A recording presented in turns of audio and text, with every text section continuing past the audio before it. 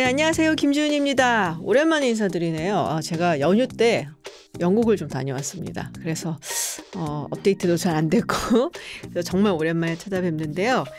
네, 그래서 그 영국 다녀온 이야기 뭐 이런 것들 자세한 얘기들은 이제 라이브 방송에서 함께 했고요. 요새 굉장히 또 논란이 되고 있고 또 화제가 되고 있는 게 있죠.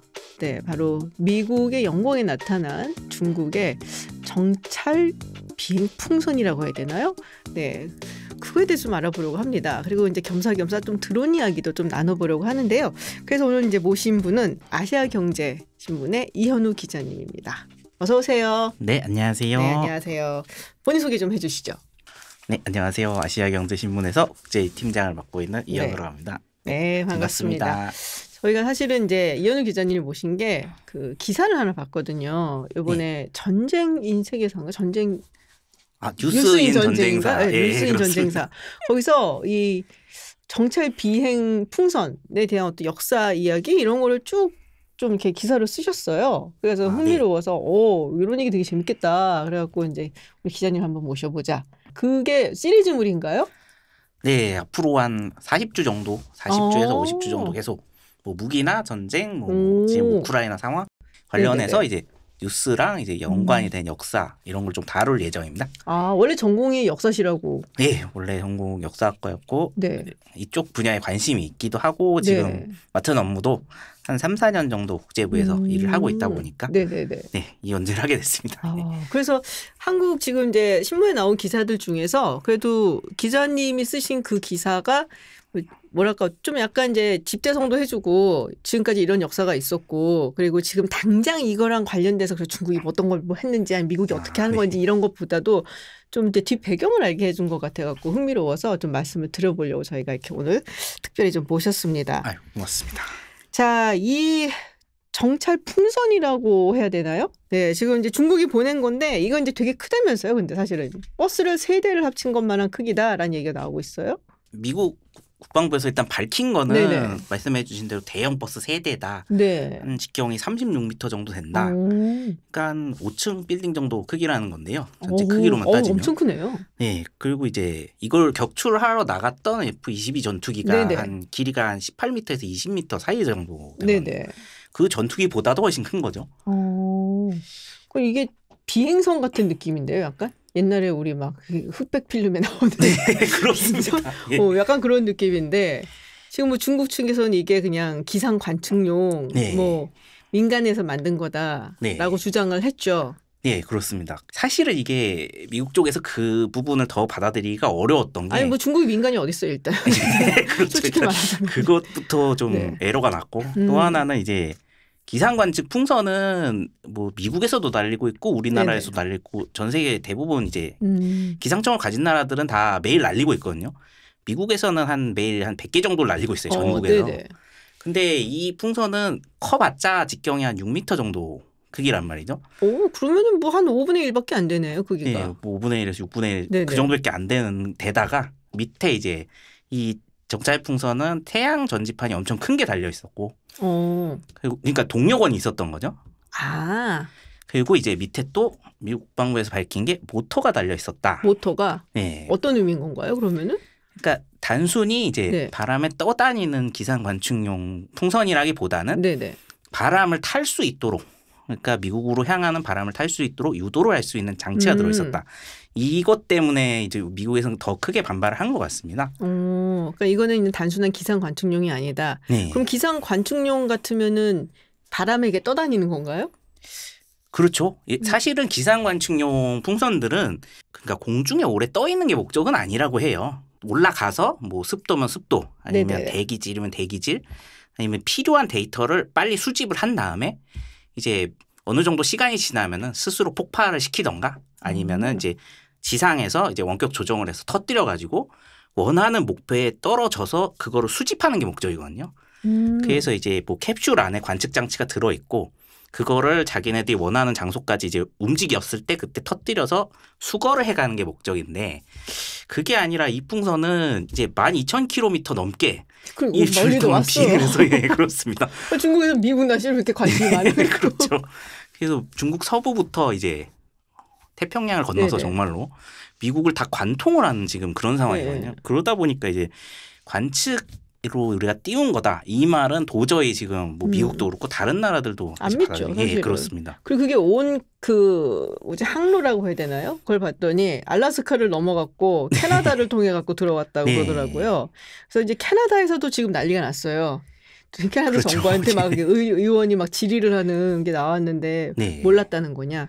우리가 우리 영토에 지금 영공에 중국의 정찰 비행이 나타난 거를 미국 뉴스를 듣고 알아야 되는 거냐. 그래서 막 난리가 났더라고요. 거기도. 네, 아무래도 캐나다는 사실상 전 국토가 다 관통당한 거나 마찬가지니까. 그렇죠. 네. 근데 지금 이제 몬타나라는 지역에 등장해 있는 것도 사실은 문제인 거잖아요. 네, 그렇습니다. 왜 하필이면 이 경로를 지나느냐. 그러니까 정말로 관측용이면은 그것과 관계없이 그냥 어떤 위치에서든 올라갔다가 떨어지면 되는 것인데 왜 이 항로를 통해서 그리고 굉장히 민감한 군사 지역들이 밀집된 지역을 통과해서 갔느냐가 지금 미국에서 그렇죠. 계속 문제 제기하고 있는 부분이거든요. 근데 그 부분에 대해서 지금 중국 정부는 제대로 답변을 못 하고 있는 거죠. 그럼 몬타나 같은 경우는 지금 대륙간 탄도미사일 기지가 있거든요. 그렇습니다. 지금 한 125개인가 거기에 탄도가 네. 있다고 제가 들은 것 같고 그래서 뭐 여러 가지로 이제 뭐 상당히 뭐랄까 군사적으로 중요한 지역인데 거기에 올라가고서는 그대로 있었다는 것도 문제고 지금 성층권에 있는 거잖아요. 이제 비행선 같은 경우는. 네. 그러니까는 왜냐면은 이제 처음에 그 소식을 들었을 때는 요새 위성으로도 엄청 잘 찍지 않나? 막 그 생각을 좀 했어요. 그렇습니다. 예. 뭐 김정은이 담배 피러 나온 것도 찍는다며. 근데 굳이 이것까지 왜 보냈을까라는 생각도 들거든요. 예. 네, 처음에 이것도 상당히 좀 질문들이 많았어요. 이 부분에 대해서도. 네. 왜냐하면은 미국이 지금 가지고 있는 정찰 위성이 한 1,400기 정도 지금 가지고 있고 활동하는 위성이 네. 중국이 한 500기 정도를 가지고 있어요. 그 다음에 이제 러시아가 한 200기 정도 지금 보유를 하고 있거든요. 결국에는 미국 다음으로 제일 많은 나라가 중국이거든요. 그렇게 많은 정찰 위성을 지금 보유를 한 나라가 굳이 저걸 뭐하러 띄웠을까? 이제 이걸 놓고서 좀 말이 많았는데 지금 이제 또 반대로 생각을 해보면은 이 풍선이 위성에 비해서 오히려 이제 숨기는 더 좋다는 거예요. 첩보 활동을 하기가 훨씬 이제 수월한 부분이 있다. 지금 또 이런 얘기가 나오고 있어요. 이게 왜냐하면은 이게 풍선 같은 경우에는 이제 지금 레이더에 잘 잡히지 않는다는 얘기가 나오고 있잖아요. 아, 그래요? 레이더는 사실 전투기나 이제 비행기를 직접 잡아내기 위해서 네네. 만들어진 그런 관측 무기다 보니까 풍선은 이제 일정 속도를 가지고 뭐 어떤 목표물을 향해서 빠른 속도로 접근을 하는 게 아니라 진짜 흔들리면서 굉장히 느릿느릿 움직이거든요. 네네. 반대로 레이더는 그걸 포착하기가 어렵다는 겁니다. 느릿느릿 움직여서? 네. 아, 그러니까 그래요? 이제 적기로 판단을 못 하는 거죠. 그냥 아. 뭐 지나가는 새나 아니면 떠다니는 구름이나 이런 저렇게 걸로, 느릿느릿 예. 없어 뭐 이런 건가요? 그렇기 때문에 오히려 맑은 날에 사람이 지상에서 눈으로 관측하기가 훨씬 쉽고 레이더에는 잡히기가 더 어렵다고 해요. 그리고 이제 정말로 정찰 풍선들의 경우에는 이제 특수 안료를 또 발라가지고 레이더에 더 잘 안 잡히게 하는 그런 방법도 있다고는 하는데 결국에는 정찰 풍선이라는 것 자체가 위성에 비해서 움직임을 감별하기 훨씬 어렵고 또 하나는 이제 고고도가 아니라 이제 성층권 정도면은 지상을 촬영하기에는 오히려 이제 중궤도 위성보다는 촬영하기가 더 수월한 부분이 있다고 해요. 뭐 아무래도 거기 가겠죠. 뭐 가까우니까요. 가까우니까.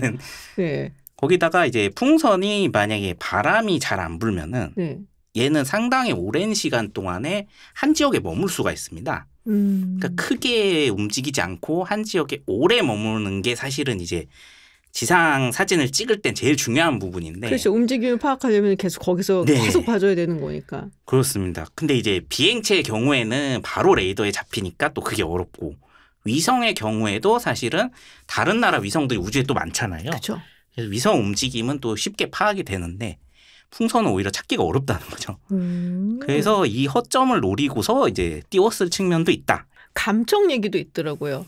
그러니까는 위성 같은 경우에는 이미지만 찍을 수가 있는데 이 풍선 같은 경우는 감청도 할 수, 도감청도 할 수 있다라는 얘기가 있더라고요. 그래서 뭐 우리가 보기엔 되게 옛날 테크놀로지 같은데 사실은 약간 그거 같은데 스텔스 없는 나라에서 북한이 나무로 만든 비행기 띄워버리면 우리가 못 잡아낸다는 얘기랑 비슷한 그런 느낌인데 약간? 네, 그렇죠. 옛날에 띄워도 굉장히 작은 비행기니까 이제 오히려 레이더로 못 잡고. 그러니까요. 네. 그렇구나. 참 탐지가 잘 안 된다라는 거는 굉장히 좀 특이한, 좀 잘 몰랐었는데 이번에 좀 알게 된 이야기네요. 자, 그래서 이제 결국에는 이게 사우스캐롤라이나로 가고 네. 사실은 이제 미국 대륙을 거의 횡단하시긴 한 거죠. 네, 거기에 이제 멀트비치라고 되게 이제 좋은 골프장이 있다고 들었어요. 저는 골프를 안 쳐서 모르지만 굉장히 이제 휴양지이기도 하고 아름다운 곳이라고. 근데 거기 이제 부근에서 떨어뜨렸다. 근데 이게 F-22가 날아갔더라고요. 네. 랩터까지 출동을 했어야 됐나 하는 생각도 드는데. 네, 사실은 이게 고도가 17,000m에서 20,000m 정도면은 사실 굉장히 높은 거다 보니까 사실은 뭐 에베레스트 2배의 높이보다 더 높은 거잖아요.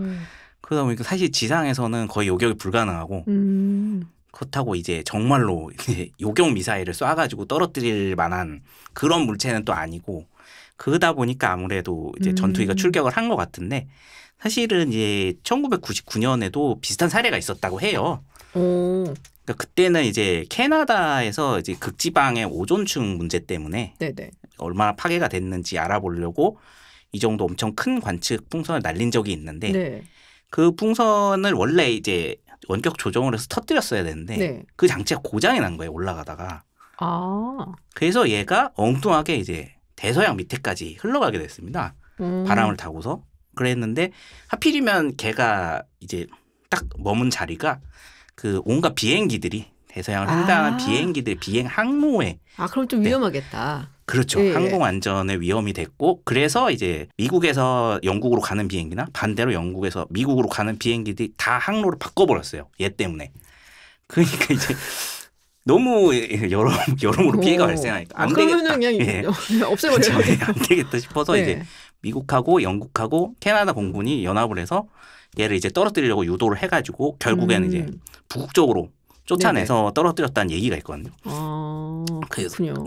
그래서 이런 상황이 발생할 수 있기 때문에 정말로 떨어뜨리려면은 전투기가 출격을 해야 된다고 하더라고요. 그렇군요. 근데 그게 힘든가 봐요. 우리도 드론 날라왔는데 제대로 못 해갖고서는 근데 그게 쉽지 않다라는 얘기가 또 있기도 하고. 그래서 이거를 뭐 요격을 한다든지 이런 게 쉽지는 않은가 봐요. 네, 차라리 뭐 레이더에 아까 말씀드렸듯이 확실히 잡히는 물체면 아니면 비행기면은 오히려 격추를 하기가 쉬운데 얘는 이제 레이더에도 잘 잡히지도 않고 너무 느리게 움직이고 그렇습니다. 일단 이제 전투기가 출격을 하더라도 얘를 표적으로 해서 맞추는데도 또 상당히 어려움이 있다고. 이번에 이제 랩터가 출동을 하면서 그 콜사인이라고 하잖아요. 우리 이제 탑건에서도 작년에 이제 많이 나와고 콜사인 얘기하고 막 이랬었는데 콜사인이 프랭크 01이었대요. 프랭크 01. 근데 이 프랭크가 1차 세계대전 당시에 독일의 정찰 비행 풍선 그리고 독일 이제 전투기를 요격을 굉장히 많이 했었던 어마어마하게 전설적인 미국의 조종사 이름이 프랭크 루크래요. 그래서 그 사람 이름을 따갖고 프랭크 01이라고 딱 지어서 의미심장하죠. 그렇네요. 반드시 떨어뜨려야 된다. 반드시 떨어뜨려야 되는 간첩이다 이거죠. 너네는 적이야. 막 간첩이야 저거는 딱 이제 맘먹고 가서 그래서 그 이제 조종사는 프랭크 루크는 이제 전사를 했는데 전쟁 중에 나중에 이제 명예훈장을 받았다고 그렇게 나오더라고요. 그래서 하여튼 뭔가가 있어 이런 생각을 자꾸 들게 하는. 근데 이제 사실 많은 분들이 또 궁금해하시는 게 중국은 왜 저러고 티나게 보냈을까? 그렇죠. 모두의 이제 궁금증인데. 그래서 의견이 나뉘더라고요. 어떤 사람들은 이제 약간 에러가 나서 그런 거다라는 사람들도 있고 또 어떤 사람들은 일부러 중국이 보여주려고 저런 거다. 미국이 어떻게 하는지 뭐 그런 거다라고 얘기들을 하더라고요. 결국에는 시기와 상황 때문에 이런 얘기가 나오는 것 같아요. 그게 원래는 이제 토니 블링컨 국무장관이 중국에 방문을 하려고 하던 시점에서 이게 터졌잖아요. 그렇죠. 그러다 보니까 결국에는 양쪽에서 뭔가 협상을 진행하는 과정에서 틀어진 게 생겼거나 아니면은 뭐 서로 상호 간에 뭔가 발견된 게 있어가지고 다른 문제로 틀어졌는데 이 문제를 거론을 하거나 아니면은 중국 측에서도 미국의 반응을 보려고 이렇게 드러내놓고 마치 보란 듯이 미주 대륙 전체를 통과를 하는 이런 드론을 쏜 게 아니냐 이런 얘기도 나오고 있습니다. 근데 미국이 정말 몰랐을까요? 그거를? 오는 거를? 알았을 것 같은데. 예, 이게 만약에 몰랐다면은 이렇게 순식간에 이제 뭐 어느 나라에서 다 발견이 됐고 그러니까요. 5대륙에 지금 49대에서 발견했다 이런 얘기를 할 수 있었을까? 지금 이제 그거 격추하고서는 이제 수거해갖고 본다고 그러고서는 바로 며칠 만에 뭐 5대륙의 40여 개국에서 지금 그렇습니다. 아니 그럼 그걸 지금 그렇게 빨리 알아냈다고 그 사실을? 그럼 미리 알고 있던 걸 정보를 푸는 게 아닐까 하는 생각이 좀 들긴 하거든요. 미국 내에서도 지난 정권에서도 이미 뭐 3개, 4개씩 발견이 됐다는 얘기도 나오고 있고 그런 걸로 봐서는 알고 있었던 내용이고 원래는 이런 게 만약에 발견이 된다고 하더라도 결국에는 적국의 첩보 자산이 자국에 들어온 거고 그리고 거기에 전투기로 대응을 했다는 건 어떻게 대응을 했는지까지 보여준 거잖아요. 근데 이것 자체도 사실은 기밀로 치부를 많이 했었어요.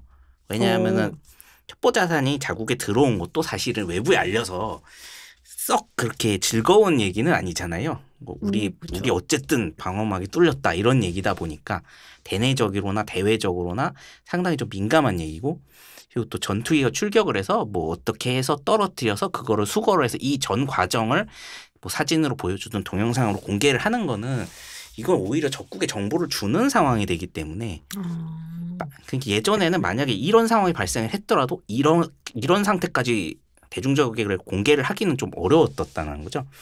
그냥 취시하고 알아서 처리를 그렇습니다. 하고 넘어갔다. 근데 이거를 지금 공개를 한 거는 다른 의도가 있는 게 아니냐. 이거를 통해서 중국 쪽을 어떻게 압박을 해가지고 다른 걸 얻어내려는 게 아닌가. 외교적인 아니면 타협을 보려는 게 아닌가. 이런 해석들이 나온 이유가 아마 이것 때문이 아닌가 그렇게 추정이 되고 있습니다. 사실 중국이 이제 그동안 그러니까 20차 당대회가 끝난 다음에 약간 미국하고 관계를 조금 좀 좋게 해보려고 여러 가지 유화적인 정책을 표현도 하고 막 이랬었거든요. 그리고 우리가 잘 알고 있는 자올리젠도 잘렸죠. 뭐 여러 가지 다른 이유가 있다고도 해요. 뭐 부인 문제라든지 뭐 이런 게 있다고 하는데 어쨌든 간에 뭐 거의 뭐 전랑 외교의 아주 선두주자였고 인기도 굉장히 많았는데 그래서 여러 가지로 이제 중국이 미국하고의 관계도 좀 괜찮게 하려고 그러고 뭐 경제를 일단 살려야 되니까. 근데 토니 블링컨이 방문을 하기로 딱 계획이 되었고 일정이 잡혀져 있는 이 와중에 일부러 미국이 어떻게 하는지 한번 보자라고 보내는 건 조금 아닌 것 같다는 생각이 들기도 하거든요. 네, 오히려 중국 입장에서 굉장히 난처해진 걸로 지금 보이는데 글쎄요. 그래서 뒤에서는 사과하고 있을 거다라고 얘기하는 사람도 있더라고요. 이제 뒤로 100채널이 다 있으니까 거기서는 미국 쪽에 사과하고 있을 거다라는 얘기도 있고 근데 또 반대로 일부러 중국이 그랬다라고 하는 사람들은 일종의 시위성이다라는 말도 있더라고요. 시위성이다. 필리핀에 이제 그 미군이 중국기지 4개를 하나 더 추가를 했잖아요. 그거에 대한 약간 시위성이다라는 식으로 해석을 하는 분들도 있고 뭐 정확한 의도야 뭐 우리가 어떻게 알겠습니까? 그것을 범인이 어떻게 알겠습니까만은 어쨌든 간에 굉장히 예사로운 사건은 아닌 거는 맞다. 라고 볼 수 있는 거겠죠. 자, 근데 지금 이제 정찰 비행선이라고 할지 아니면 정찰 비행 풍선이라고 해야 될지 뭐 하여튼. 근데 이게 역사가 꽤 길다고 기사에 쓰셨단 말이에요. 근데 그게 되게 흥미로웠어요. 뭐 이게 뭐 그냥 역사가 길다 해서 뭐 1차 세계대전, 2차 세계대전이 아니라 그보다 훨씬 뒤에, 그러니까 훨씬 전에라고 해야겠죠. 훨씬 전에부터 이걸 사용을 했었다라고 하더라고요. 사실은 이게 풍선이라고 하니까 오히려 이해하기가 어려운데 열기구라고 하면은 훨씬 이해하기 쉬우실 거예요. 열기구 역사랑 사실 같이 하고 있거든요. 네네. 열기구 자체를 이제 군사용으로 사용을 하기 시작한 거는 18세기 말부터 사용을 했다고 해요. 네네. 그리고 사람이 아예 올라타서 이제 적진을 탐지를 하려고 쓴 거는 이제 프랑스 대혁명 때 뭐 1794년부터 쓰였다. 기록에는 뭐 그렇게 나와 있는데 아마 이게 첩보와 관련된 문제다 보니까 그 전부터 썼을 걸로 추정들을 하고 있어요. 그랬다가 이제 우리가 생각하는 이 자폭용 드론처럼 처음 사용한 거는 이제 1849년으로 알려져 있습니다. 1849년이요? 네. 지금부터 한 170여 년 전인데요. 네네. 그때 이제 오스트리아에 이제 프란츠 폰 우하티우스란 장군이 있었다고 해요. 네네. 근데 이분이 단순히 이제 군인만이 아니라 발명도 되게 많이 했던 사람이라고 하는데 이 사람이 이제 당시에 이제 베네치아 지금 이탈리아 베네치아인데 네네네. 당시에는 오스트리아 영토였다고 합니다. 네, 맞아요. 거기서 반란이 일어났어요. 그래서 이거를 진압을 하러 갔는데 이 베네치아라는 곳이 물의 도시잖아요, 완전히. 그쵸. 그러다 보니까 육상으로는 이제 포위가 불가능한 지역이다 보니까 한쪽 면은 완전히 바다다 열려 있어서 포위가 안 되니까 그럼 효과적으로 상륙작전. 이제 상륙작전을 사실은 해야 되는데 네. 엄청난 희생을 또 감수를 해야 되잖아요. 오스트리아 상륙작전 할 수 주나 안 하겠는데. 예, 그렇죠. 그래서 네. 그래서 이제 고안을 해낸 게 그러면 해상에서 네. 바람 방향에 맞춰가지고 풍선에 폭탄을 매단 다음에 도시 성벽을 넘겨서 떨어뜨리자. 네네네. 이 작전을 고안을 했어요. 그래서 이제 큰 풍선을 매단 다음에 거기다가 밑에 이제 폭탄을 만들었는데 네네. 이 타이머가 있었다고 해요. 당시에도. 아, 지금 달자마자 터지면 안 되니까. 예, 그렇죠. 그래서 네.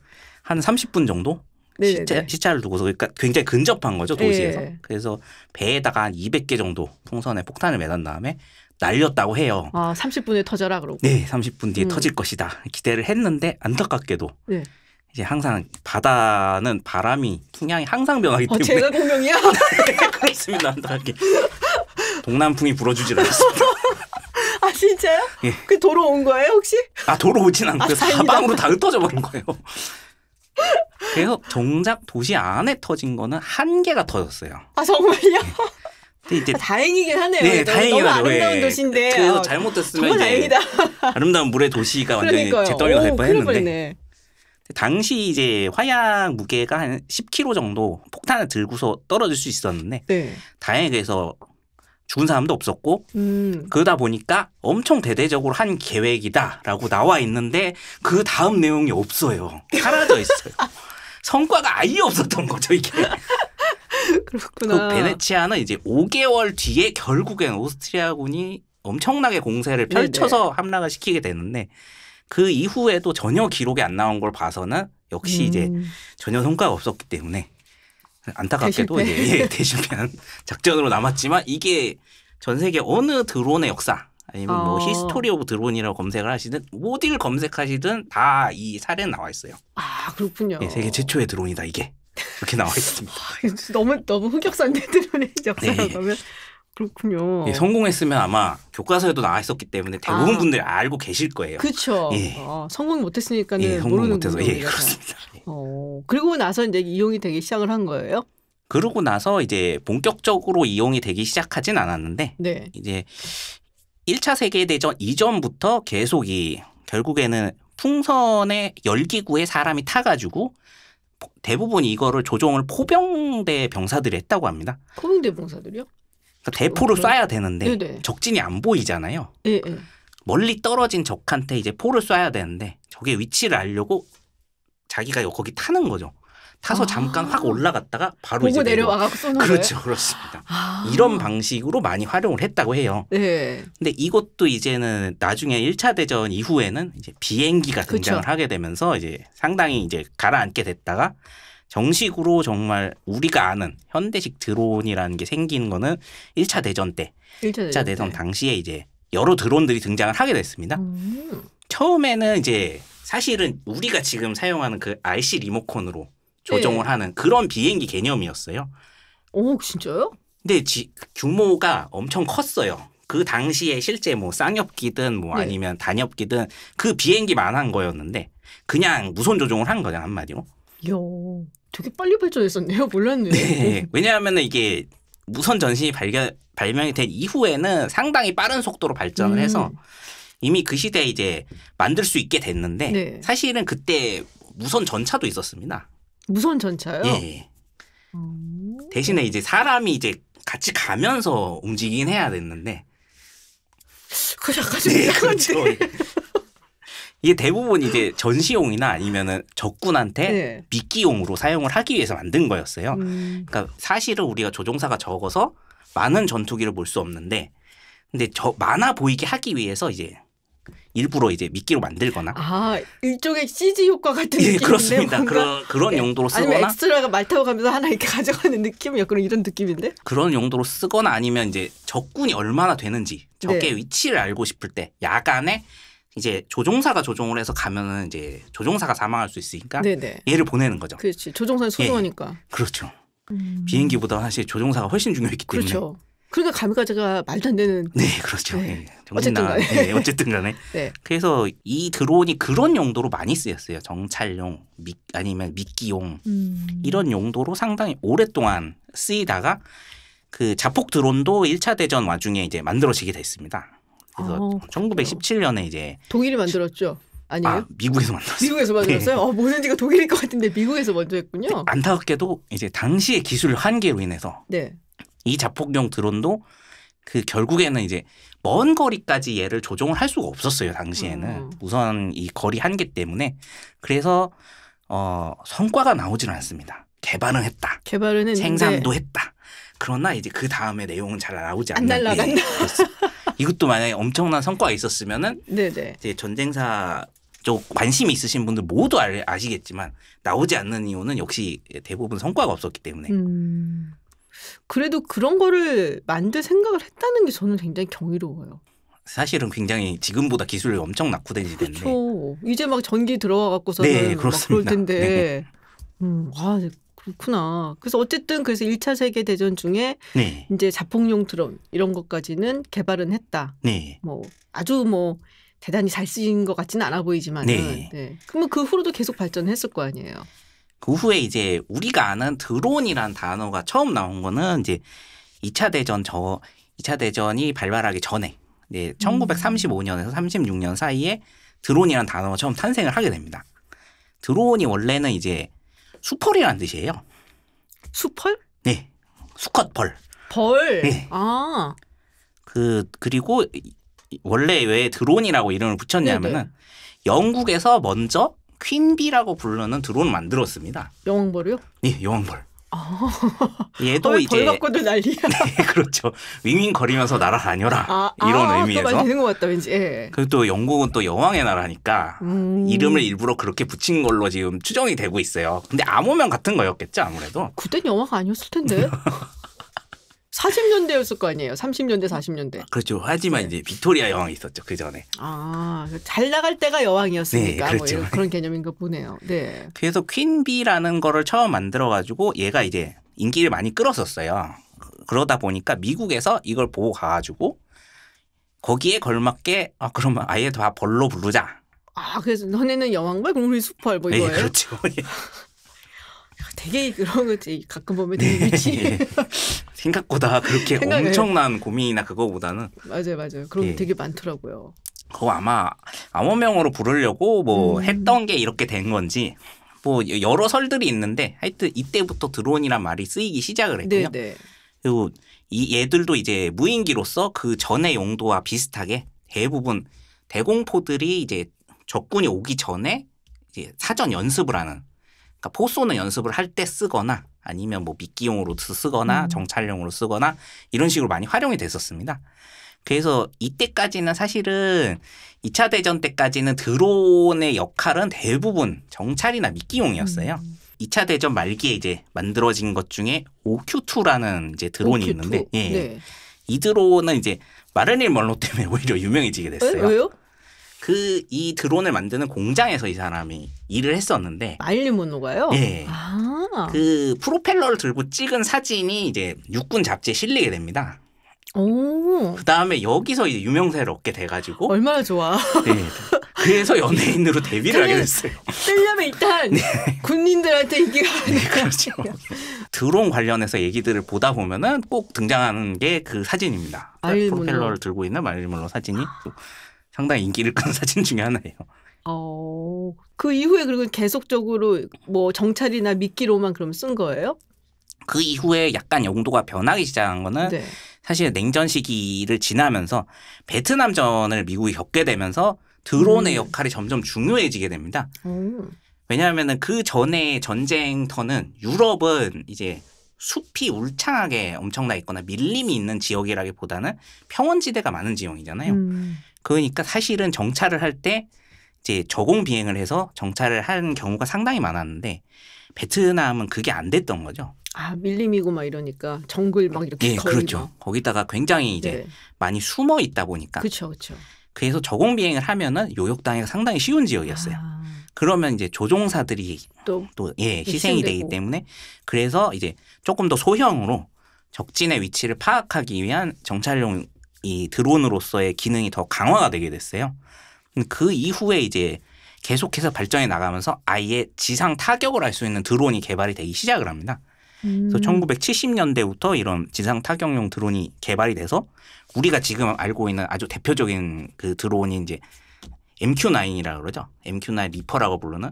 리퍼. 보통 그 술레이마니. 네, 그렇습니다. 예. 그 이란의 그 벌써 한 4년 전인가요? 3년 전인가요? 네, 그렇죠. 3년 전이죠, 지금. 네. 이 리퍼의 경우에는 네. 사람이 그 전장이 아닌 뭐 사무실 아니면 컴퓨터 룸 같은 데 앉아가지고 조종을 하면서 이제 암살을 하거나 네네. 아니면 지상에 숨어 있는 이제 병사들을 노려서 타격을 해서 이제 사살을 하는 그런 임무를 맡게 되는데 사실은 이것도 조종사들이 굉장히 스트레스를 많이 받았다고 해요. 이것 그래요? 때문에. 왜요? 카메라를 여러 대를 달고 있습니다. 네네. 그리고 그 카메라를 통해서 조종을 해야 되는데 사람이 이제 죽는 거를 실시간으로 계속 봐야 됐던 거예요. 아. 그래서 특히 이제 뭐 아프간이나 이라크나 이런 데서 상당히 많이 쓰였는데 중동에서 이 조종사들이 이걸로 인해서 이제 스트레스성 장애를 많이 받았었다고요. 근데 사실 그런 게 있거든요. 저만도 이렇게 그 요새 나오는 그런 전쟁 영화나 이런 걸 잘 못 봐요. 아, 그렇죠. 너무 적나라하게 네. 막 표현을 해주니까 못 보겠더라고요. 그래서 비행기 타니까 좋더라고요. 비행기에 나오는 그런 영화들이 일단 그걸 다 터뜨려버리니까 그렇죠. 예. 마음 편하게 딱 볼 수가 있는데 사람이 어디가 막 폭발을 하고 뭐 폭탄을 터뜨려서 또 터지고 이런 게 그 안에서 벌어지는 그 자세한 잔혹한 일들을 모르잖아요. 그러니까 멀리서 보면은. 근데 말씀하셨던 것처럼 이렇게 모니터를 갖다 놓고서 이게 성공했는지 안 했는지를 보려면은 정말로 이 사람이 어떻게 죽어나가는가를 봐야 된다는 얘기이기 그렇습니다. 때문에 그거는 엄청나게 스트레스일 것 같은데요. 네, 특히나 이제 그런 요원 암살용 그때도 닌자 미사일이라고 해서 굉장히 유명했었잖아요. 그 닌자 미사일의 경우에는 폭발을 하는 미사일이 아니거든요. 또 얘는 그대로 이제 차량을 관통을 해서 칼날이 이제 나가는 그거다 보니까. 근데 또 이 사람들 이런 암살용 드론을 하는 사람들은 거기서 끝나질 않습니다. 이 자신의 타겟이 정확히 죽었는지도 확인을 해야 돼요. 그래서 이렇게 비행기 다시 돌려서 확인까지 해야 되기 때문에 그것 때문에 굉장히 이 업무를 기피를 하는 사람들이 많아졌다고 해요. 그거는 제정신으로 살기 힘들 것 같아요. 네, 저 같은 사람은 예. 못할 것 같은데요. 프리데터가 그럼 언제 나온 거예요? 정확히는? 개발 자체는 이제 74년부터 했다고 하는데 공식적으로 이제 출격을 하고 이제 실전 배치가 된 건 94년으로 알려졌습니다. 94년. 그럼 그것도 사실은 꽤 된 거네요. 네, 굉장히 좀 어떻게 보면은 이제는 9세대 물건이 된 거죠. 그럼 요새 뜨는 건 뭐예요? 요새 뜨는 드론은 사실은 우리가 민간용으로 사용하는 드론도 지금은 굉장히 소형화됐고 그리고 굉장히 먼 거리까지 무선 조종이 가능해졌잖아요. 이게 군용으로 더 발전이 된 거는 아예 몇백 킬로까지 날아간다고 합니다. 그래서 뭐 700km 정도 날아가는 드론까지 나오게 됐는데 이 드론들은 완전히 탄도미사일처럼 그냥 날아가는 거예요.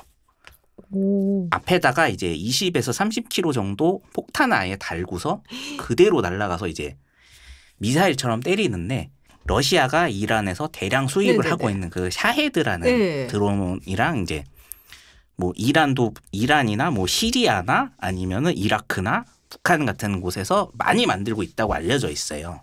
그러니까 사실은 가격도 상당히 뭐 저렴하다고 표현하면 좀 그렇지만 아니 뭐 그래도 뭐 ICBM이라든지 이런 거에 비하면 훨씬 쌀 거 아니에요. 미사일 같은 거에 비하면. 그리고 또 탄도미사일은 사실은 한 발에 막 10억 원 정도 한다고 해요. 가격이 아무리 낮은 거라고 해도. 근데 이런 드론들은 한 대를 만드는데 전체 폭탄까지 합쳐도 2천만 원 내에서 다 해결할 수 있다고 하니까 훨씬 저렴한 거죠. 그렇죠.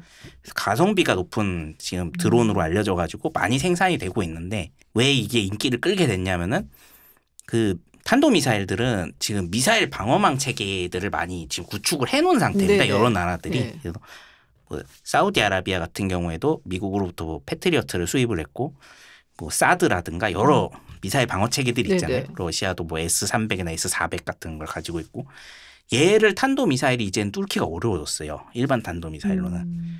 그래서 지금 우크라이나도 지금 러시아가 그 자기네 점령지에 지금 설치를 한 이 미사일 방어망을 뚫는데 상당히 고전을 하고 있는데 그러다 보니까 오히려 미사일은 사용이 제한이 되기 시작을 한 거예요. 탄도미사일은. 그러니까 아예 뭐 대륙간 탄도미사일처럼 엄청나게 무서운 무기가 아닌 이상은 일반적인 탄도미사일들은 오히려 미사일 방어체계에 막혀가지고 네네. 상당히 운용이 어려워졌는데 반대로 드론은 훨씬 작기 때문에 레이더가 탐지하기도 어렵고 걔도 그렇습니다. 풍선처럼 걔도 안 되는 거예요. 네, 이건 더 어렵죠 사실은. 더 작고 더 빠르고 방향도 마음대로 조정이 가능하고 그러다 보니까 이거를 시대가 미사일 시대에서 드론으로 바뀌었던 가장 상징적인 사건이 2019년 9월에 그 예멘 후티 반군이 네네. 사우디아라비아의 그 아부카이크 최대 석유 원전지대인데 네. 그 지역의 공장을 파괴했을 때 일입니다. 네. 그때 사우디가 뭐 지금도 그렇지만 네. 미국에서 엄청나게 무기를 수입을 하고 있고 뭐 엄청난 이제 방어 체계를 다 구축을 한 나라인데 그거 하나를 요격을 못하고 이제 아예 석유 원전 시설 다 파괴가 된 거예요. 그 이후로 이제 드론이 완전히 새롭게 각광을 받게 된 거죠. 반대로 생각을 하면. 후티 반군이 개발했겠어요. 이란이 좋겠지. 네, 그렇습니다. 예. 그럼 지금 세계에서 드론 관련해 갖고 가장 발전이 잘 되어 있다 뭐 하는 국가는 어딜까요? 사실은 정말 아이러니하게도 네. 기술력 자체는 당연히 이제 미국을 따라갈 나라가 없지만 민간용 드론이나 지금 현재 사용하는 이런 자폭용 드론, 소형 드론은 중국이 시장을 지배하고 있습니다. 그럼 왜 그렇게 얘기해 준 것 같아요, 저도. 예, 지금 중국에 DJI라는 회사가 있고 그거 그 회사가 DJI 그거 나 알아. 그 네. 있잖아요. 그 뭐지? 오지몬가? 네, 우리 그 유튜버 분들이 많이 네. 쓰시는 그거. 네. 저도 있어요. 그거 집에. 한번 써본 적은 거의 없는데 그래갖고 그거를 올렸어요 얼마 전에 미국이 네. 그 엔티티 리스트라고 네, 맞습니다. 미국 예. 거기서 상공부에서 올렸어요 그 블랙리스트에다가. 네. 그래서 거기서 우리는 그냥 뭐 유튜버들 위한 거 이런 거나 팔고 있는데 왜 올리냐 그러는데 왜 이래 선수끼리다 이러면서 그거지 약간. 그래서 그거를 이제 신장 위구르 자치구에 맞아요. 대한 감시 그걸로 2021년 12월부터 걸었는데 문제는 그럼에도 불구하고 거기가 지금 아직도 시장 점유율이 70%가 넘습니다. 거기다가 거의 이게 지금 러시아 군에도 들어가 있고 우크라이나 군에도 들어가 있었고 사실은 거의 전 세계 대부분 심지어는 미군에도 들어가 있었고 그래서 이 문제를 해결하는 게 지금 이제 미군에서 해결해야 될 문제 중에 하나로 지금 인식이 되고 있어요. 그것 때문에. 그런 그래서 예상치 못했던 부분에서 중국이 굉장히 네. 많이 차지를 하고 있더라고요. 뭐 AI 기술 같은 경우도 사실은 미국이 좀 많이 떨어졌다 중국에 비해서 이런 얘기들이 나오고 있거든요. 네. 뭐 떨어졌는지 아니면은 뭐 뭔지 모르겠지만 근데 또 판단들이 다 자기들마다 평가하는 게 좀 달라갖고 어느 쪽이 맞다라고 말하긴 힘들지만 뭐 그 말인즉슨 그렇게 상당히 이제 경쟁하고 있다라는 얘기가 아니겠냐 그런 거죠. 드론 얘기는 사실은 이제 많이 몰랐는데 재밌네요. 그러면 어떻게 보세요, 기자님은? 앞으로 드론이 전쟁에 훨씬 더 많이 활용이 될 거라고 보시는 거겠죠? 네, 아무래도 이 가성비를 따라오기가 힘들기 때문에 결국에는 점점 이 전쟁의 규모가 사실은 예전에 뭐 세계 대전 때처럼 그렇게 확대되지 않는 이상 이렇게 제한적으로 어떤 특정 지역에서 분쟁이 발생을 했을 때는 이게 훨씬 더 많이 이용되지 않을까. 러시아도 지금 1년도 안 됐는데 지금 미사일이 없어가지고 미사일에 넣을 지금 탄두가 없어가지고 빈 미사일을 지금 쏘고 있는 상황이라고 할 정도니까. 아 진짜예요? 네, 가용 미사일을 너무 많이 써가지고 지금 옛날에 소련에서 만들어놨던 이제 미사일인데 이제 탄두는 제거를 한 상태에 대기하고 있던 미사일이죠, 사실은. 그런 미사일 껍데기까지 쏘고 있는 상황이라고 해요. 그런 경우처럼 결국엔 이게 경제랑 직결이 되는 문제가 되다 보니까 예전보다 훨씬 이제 경제 타격이 크다 보니 가성비가 높은 무기를 쓸 수밖에 없는 상황이 더 심해지지 않을까. 근데 이제 또 일반인들이 생각하기에는 그러니까 군인들이 나서서 막 싸우는 거는 이제 좀 덜하지 않을까라는 생각들을 많이 하거든요. 사실 이제 뭐 앞으로 로봇이 또 막 이제 네. 개발이 돼갖고 하다 보면은 이제 군인들이 직접 나가서 전장에서 싸우는 것보다 네. 이제 뭐 로봇이 나간다든지 뭐 이런 식으로. 그러니까 이게 반대로 그렇게 되면은 이제 지금 우크라이나에서 나타나는 것처럼 적국이 이제 생각이 달라집니다. 전선을 뚫지를 못하게 되면 결국에 후방 지역에 민간인들을 공격을 해서 사기를 떨어뜨리는 거를 주 목적으로 하다 보니까 결과적으로 민간인 피해가 눈덩이처럼 커지니까 이게 좀 더 잔혹한 전쟁이 되는 게 아니냐 이런 우려들도 나오고 있습니다. 그렇겠네요, 진짜. 네. 그 말씀 들어본 것 같긴 해요. 예, 전장에서의 그거는 좀 네. 아무래도 그런데, 그러니까 민간인 피해가 더 커질 것이다. 네. 그런 말씀이시잖아요. 그렇습니다. 자, 우리 할 얘기 거의 다 했나요? 왜 영화 같은데 보면은 막 벌레형 드론. 아, 그 듀닝가는 그 영화 같은데 그 조그만 막 드론에 막 사실 거기다가 뭐 화학무기 이렇게 하고 살포할 수도 있는 거고. 그렇죠. 만약 네. 만든다면 충분히 만들 수 있죠. 그렇게 조그만 것도 가능한가요? 지금 한 20g짜리는 이미 있다고 하거든요. 20g이면 얼마나 거예요? 손바닥에 들어가는 정도? 아, 아마 조금 더 아마 개발이 되면은 정말 곤충만한 것도 지금 만들려고는 하는데 사실은 지금 모델이 파리라고 하거든요. 파리? 예, 파리처럼 나는 걸 만들고 싶어 한다는 얘기가 있어요. 그건 진짜 못 잡겠다. 그렇죠. 예. 파리가 우리가 보기에는 굉장히 그냥 일단 보면 잡아야겠다 그 생각부터 들다 보니까 나 모기는 잡아야겠다. 파리는 싫어하죠. 파리가 이제 비행술이 굉장히 현란한 곤충이라고 합니다. 그래요? 예. 파리가 이제 움직이면서 제자리에 설 수도 있고 갑자기 급회전도 가능하고 온갖 종류의 회피를 다 할 수 있대요. 그래서 사람이 잡기 어려운 이유가 얘가 비행을 상당히 잘한다고 합니다. 실제로도. 근데 잘할 수 있는 이유가 이 파리는 뇌가 한 군데 있는 게 아니라 그래요. 여러 군데 분산이 돼 있다 그래요. 그러니까 각 부문마다 다리가 여러 개가 있잖아요. 네네. 각 부문마다 어느 정도 뇌 기능이 분산이 돼 있어서 얘가 이렇게 왔을 때 이쪽 부분에서 위험이 감지가 되면은 바로 이제 회피가 가능하다는 거죠.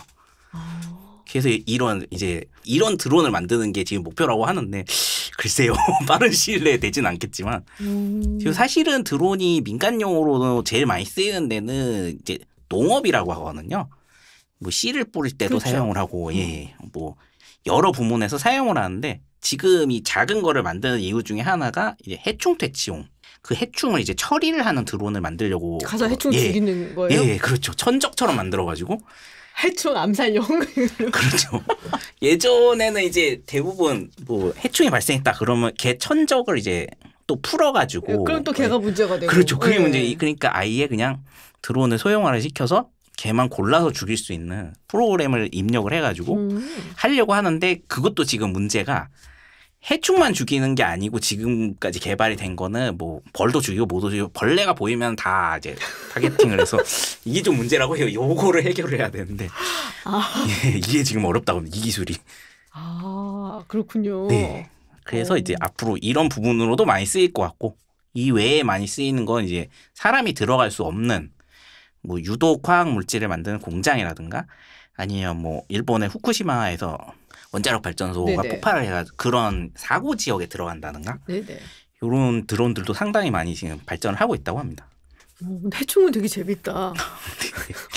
그러니까 좋은 곤충과 나쁜 곤충 구분 그렇죠. 못하고 곤충은 다 죽여버리는 네. 거군요. 그래서 그 기술이 지금 핵심이라고 그러더라고요.